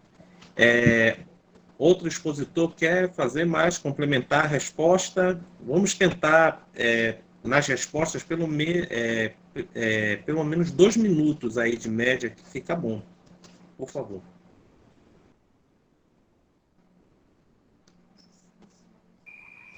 Oi. Diga, Tadeu. Tadeu. Posso também complementar aqui a fala do amigo também e tentar contribuir com esse questionamento que surgiu? Bom, assim, falando um pouco a partir do texto mesmo de Sattler, né? Safata, melhor dizendo. Na verdade, é justamente o que ele traz no texto, né? É um estado suicidário, de fato, porque é um estado que promove, a partir de um discurso, um certo posicionamento da população frente ao próprio suicídio, pois levar a sociedade, os trabalhadores, a encararem de peito aberto a pandemia é, de fato, suicídio, né? Influenciar e se vestir de um discurso falsificado de que pior do que a morte, como o próprio ministro da Economia falou, pior do que a morte, só a falta de emprego, só o trabalho, o trabalho, falta do trabalho seria pior até mesmo que a morte. Então, nada mais é do que gerenciar a vida das pessoas, levando elas ao suicídio, enquanto Estado. Então, tudo isso atrelado a diversas políticas, né, que são bem anteriores até mesmo ao governo de Jair Bolsonaro, porque nós tivemos lá, se não me falha a memória, acho que foi 2016, a PEC de congelamento dos gastos públicos, né? Então, se você tem uma população que está em ascendência, está se desenvolvendo, está crescendo em número, e você congela o gasto público, por exemplo, em saúde e em educação, como que você vai propiciar condições adequadas para que essas pessoas tenham condições de superar uma crise igual a essa? Não é verdade? Então, bom, como superar tudo isso, né? Porque tudo está muito bem atrelado e sendo executado de forma muito eficiente. E o Estado, novamente, quando se vê diante das problemáticas que surgem a partir dessas implementações de políticas, o Estado, nesse momento agora, na figura do senhor Jair Bolsonaro, se ele se converte em uma outra figura que se utiliza de novos discursos, né, para se eximir da responsabilidade real, né, que ele precisa assumir. Então, como o autor traz como uma saída, ele falou anteriormente, como saída essencialmente necessária, seria a solidariedade genética, né? Ou seja, um combate direto, forte, de uma sociedade organizada que busca, através de diversos aspectos e mecanismos, por exemplo, como o que a gente está utilizando agora, produzir alguma ferramenta de enfrentamento a esse tipo de política fascista e cruel à sociedade. Então, esse momento... Ok, só finalizando. Então, esse momento é crucial para que a gente possa começar a repensar nossas ações, até mesmo enquanto indivíduo, enquanto também a nossa função frente à nossa própria sociedade, né? Obrigado. Ok, Tadeu. Mais algum expositor vai responder aos 2 questionamentos?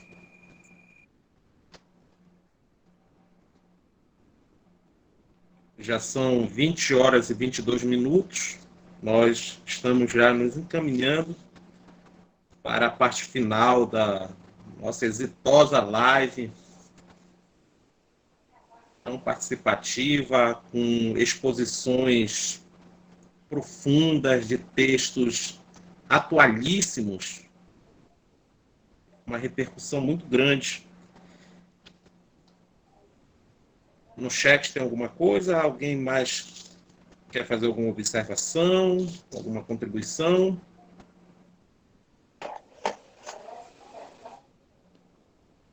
Então, a gente agora vai para esse momento derradeiro da nossa live. Eu convido, pela ordem da apresentação, para as considerações finais, cada expositor já possa se despedir, fazer as suas considerações finais, começando com o Jorge Salles. Bom, eu quero agradecer, né, muito a todos que estão participando desses 5 encontros, e tem mais uma, né, para encerrar o tema, pandemias e casos sociais, né, e só complementar também, tem a ideia, né, que só finalizando um pouco o que eu estava falando, tem a ideia, né, do funcionalismo público como cargo público da comunidade, mas também tem a ideia, né, da criação, né, do funcionalismo público uma ideia de não funcionamento, que na verdade é o contrário, né? Na verdade, é a condição que todos deveriam ter, né? Aquela comunidade que todos deveriam ter, e não aquela pressão. Você tem que render, senão você é demitido, tá? Quero agradecer a todos e obrigado. Boa noite. Boa noite, obrigado. Agora a gente convida o Rubenval Costa para fazer suas considerações finais. Bem, obrigado, Tony. Só queria agradecer a oportunidade concedida pela professora Marise por meio do GIMSECA para a apresentação do trabalho. Espero que eu tenha contribuído para o conhecimento de vocês por meio desta reflexão. Obrigado, pessoal. Boa noite a todos. Obrigado, Rubenval. Convidamos agora o Tadeu Ataíde também para suas considerações finais.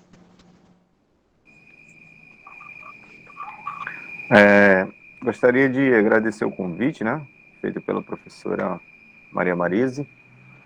Fiquei muito feliz, foi um prazer estar aqui com vocês, um prazer socializar um pouquinho do meu conhecimento e também aproveitar muito do que vocês possibilitaram através dessa conversa aqui, dessa reunião.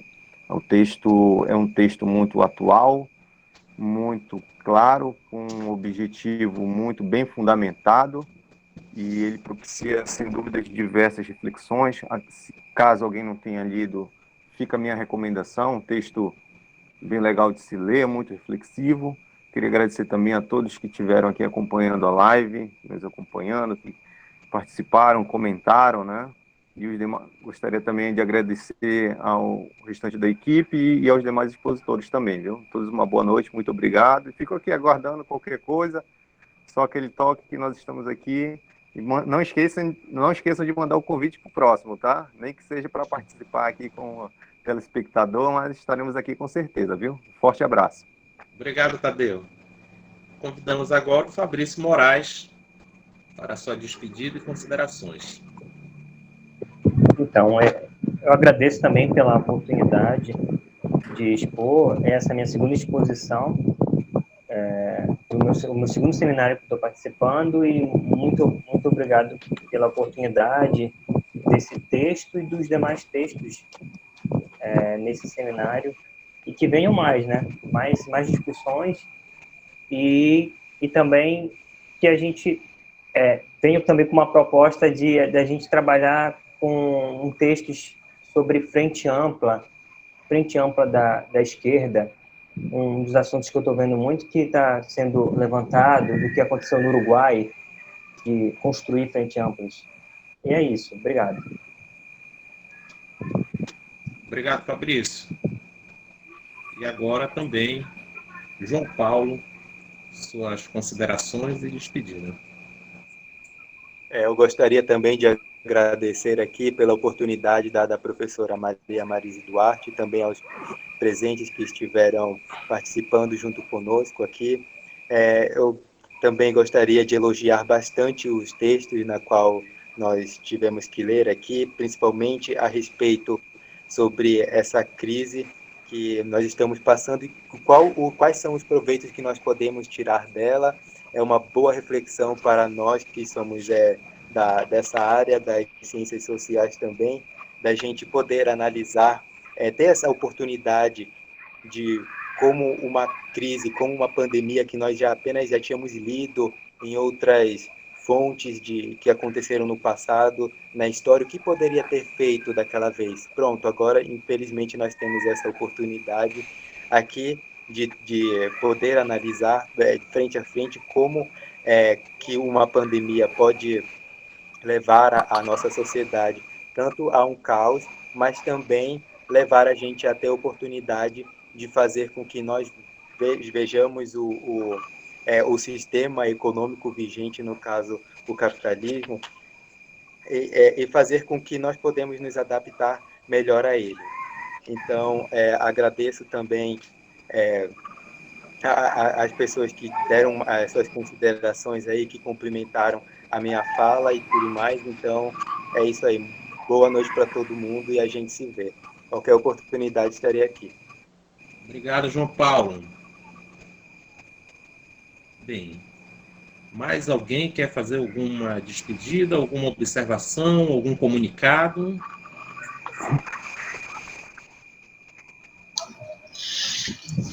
Professora Maria. Queria fazer um agradecimento a todos os presentes, através do grupo de pesquisa Movimentos Sociais, Educação e Cidadania na Amazônia e Geografias da Solidariedade da UFPA. E queria também agradecer a presença de vários professores que estiveram aqui presentes, com o professor Samuel, com a professora Bernadette, e que eu consegui, na verdade, ver o que estiveram presentes. Mas também, muito importante, que nós tivemos uma presença de pessoas assim, significativas nessa live, né? Nessa live que nós fizemos, da discussão e o debate. Nós já lemos, nós vamos para a leitura, nós já lemos 3 livros, Hoje fechamos o livro do Toste e nós vamos para mais 2 livros, que é do Ricardo Antunes, e mais um livro que também discute a questão da quarentena, mas eu não estou, nesse momento, lembrando o nome do autor, né? E essa será a nossa última live, que vai discutir a problemática do trabalho. E é muito interessante a participação nessa live, porque essa discussão que está sendo feita, está discutindo sobre a questão do trabalho, que já ela nasce aqui ela vai estar presente de forma muito forte na nossa última live. Nós fizemos 6 lives, fizemos uma discussão e um debate, e que envolveu um conjunto de 30 expositores. Então, foi um movimento, na verdade, acentuado de pessoas. Quero agradecer a participação em especial de cada um que foi o mediador, que foi o expositor, que foi organizador, que realmente produziu, trouxe à tona um conjunto de autores pouco, na verdade, estudados, pouco reverenciados, mas que, na verdade, e recuperamos também autores que há muito tempo nós não discutíamos, como o Beluso. Nós trouxemos à tona os debates e discussões sobre o Beluso. É importante, na verdade, esse nosso debate, porque ele alerta para uma visão de futuro. E vocês sabem que eu também quero dizer com muita tristeza que eu hoje, há uns 10 minutos, eu soube que a Covid ela está se alastrando entre crianças e adolescentes, e que uma série de reuniões estão sendo feitas no Hospital Barros Barreto para ter uma prática de atuação em relação às crianças. Então, para nós refletirmos sobre esse retorno às aulas, sem uma vacina, sem a definição de uma vacina e sem um debate mais acentuado com os professores.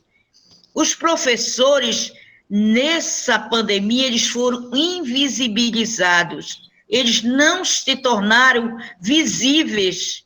É como se eles tivessem sido escondidos e não viessem à tona. Então, é isso que eu gostaria de falar nesse meu fechamento, e passo a palavra para o Tony, que foi o mediador desse debate, muito bem conduzido, muito bem trabalhado, com as exposições muito interessantes, que foram produzidas pelo conjunto de expositores. Obrigado, professora Maris.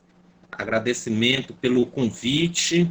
Estamos aqui mesmo distantes em Parauapebas, mas de coração muito próximo e junto aí do GEMISECA, tá? Tanto eu quanto a Giovana estamos aqui produzindo. Aqui em Parauapebas nós temos uma semente que está germinando do GEMISECA, é um laboratório de ciências sociais na escola, né, fazendo pesquisa com os estudantes do ensino médio. Isso é o GEMISECA.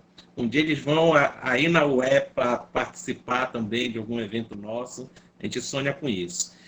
Para quem participou, quem nos acompanhou até aqui, interagiu no chat, fez perguntas, obrigado por ter acompanhado essa live promovida pelo GEMISECA e os Geografias da Solidariedade.